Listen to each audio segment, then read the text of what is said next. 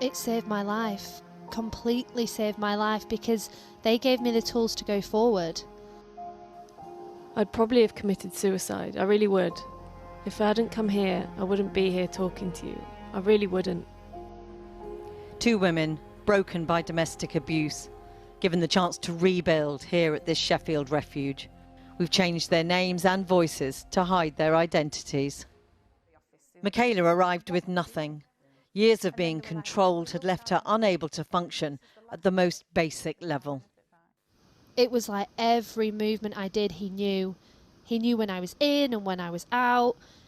If I put rubbish in the bin, he used to go through the bin and see what I was chucking away. Knew when the heating was on in the house.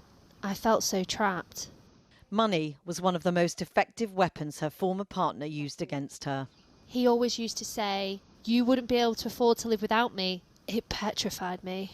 The news was all about the gas and the electric bills, people not being able to put the heating on. How could I take my child from a house where there was heating, there was food, the bills were being paid to unknown? In its 50th year of existence, Women's Aid say their annual audit of domestic abuse services reveals the ongoing impact of the cost of living crisis. 58% of organisations surveyed felt survivors had experienced economic abuse more frequently. 63% said survivors had been unable to leave perpetrators because of the cost of living.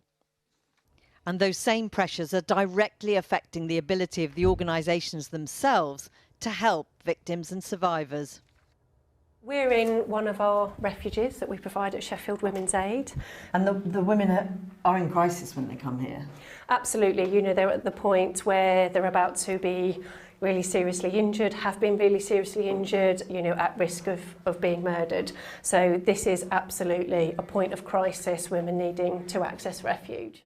Women's Aid say there is a shortage of more than 1,200 beds across England. Here they say that's just one part of a patchwork of inadequate support for victims.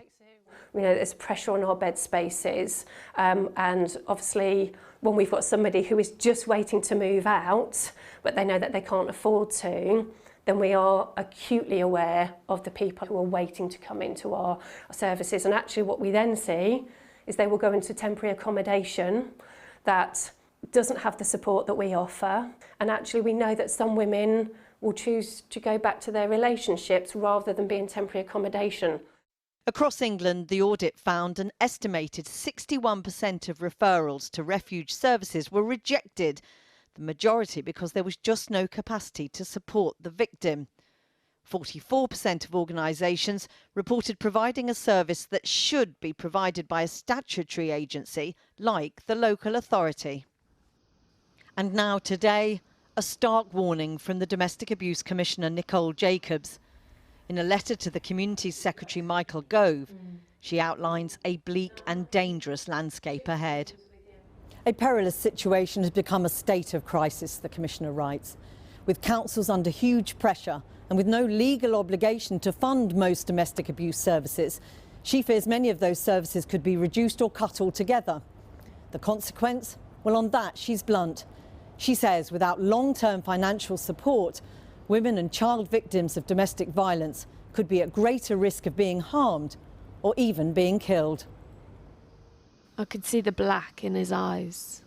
I was buffering all his anger, all his temper. If his stuff wasn't ready, if his stuff wasn't in the wardrobe, wasn't ironed, if the kids kicked off. The control, it felt like it was strangling me. For Sally, the refuge space, the support, it was life-saving, literally. There was one point where I was really, really desperate and I was walking because there's a train track. It was that bad. Lots of women get turned away. I came here and I could breathe. It was so secure. The first thing they did was they wrapped their arms around me and reassured me that everything was going to be all right. With 4 in 10 English councils at risk of essentially becoming bankrupt in the next 5 years, no domestic abuse service feels secure. I have huge concerns about councils facing bankruptcy and choosing which services are the ones that they fund and which ones they no longer are funding and decommission. And I think we will see more women killed as a result of those decisions, sadly. I think we will see more children stuck in abusive households with no opportunity to escape.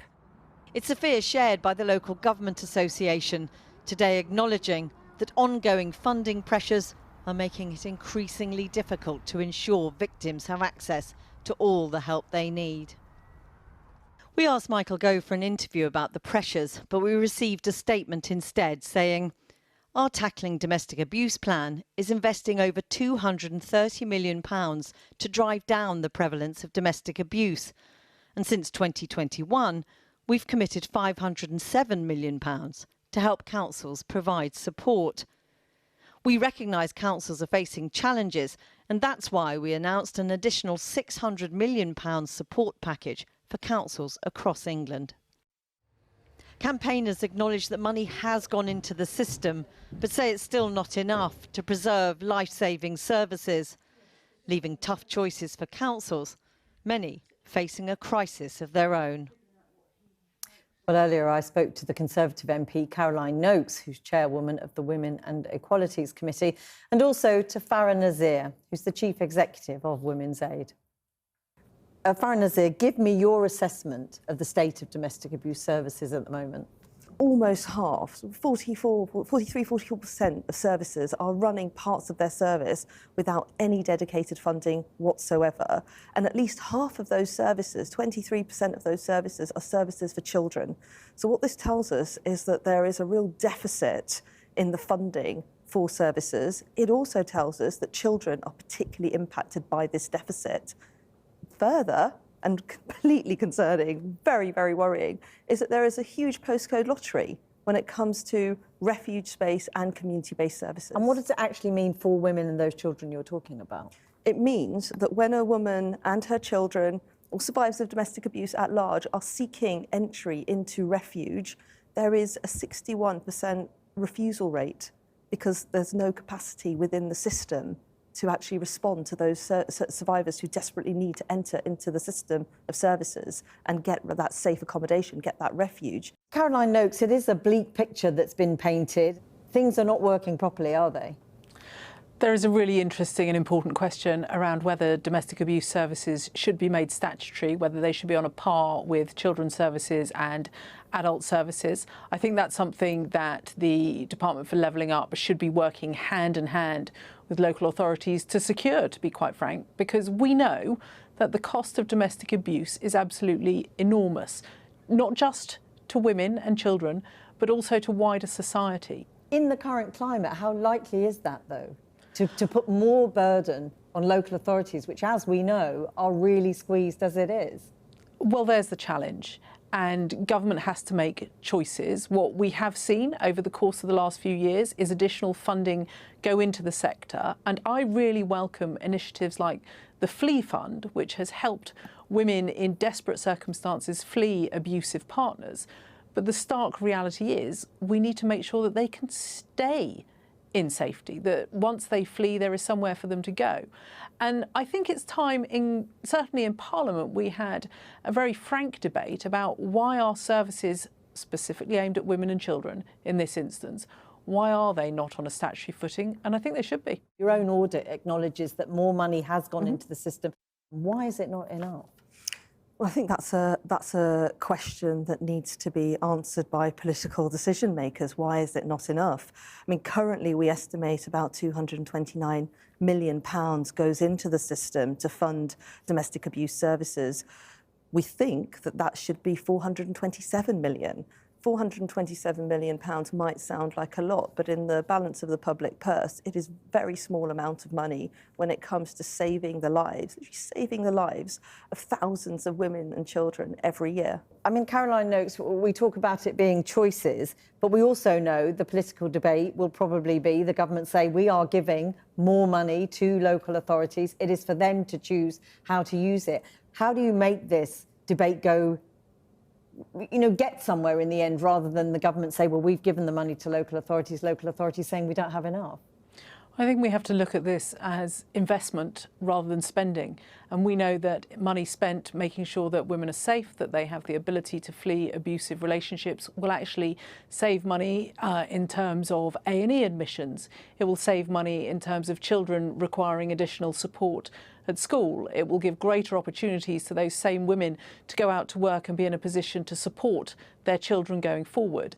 But local authorities have said, local government associations said today, we recognise the needs of women and victims, children, but we have competing demands, and that's true, isn't it? And that's the situation that a lot of local authorities over the next few weeks are in, setting their budgets, running consultations as to potential saving measures. And I think the stark reality is that centrally and locally there needs to be much more joined up thinking as to how you can approach the challenge of sufficient funding for domestic abuse services so that actually that can be a release of funds from the health service further down the line.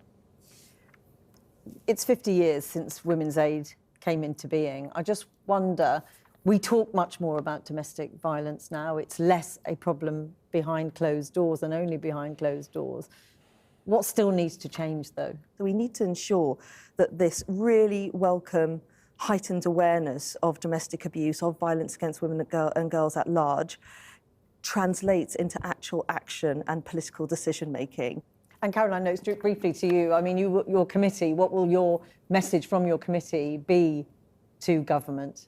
We know that in the region of 100 women will have lost their lives over the course of the last year, and that will be highlighted in Parliament on the International Women's Day debate. We have a long way to go yet, and we have to tackle the underlying causes of domestic abuse. Caroline Noakes, Farah Nazir, thank you both for talking to me this evening. And if you need any support after that discussion, you can find more information and links at channel4.com/support.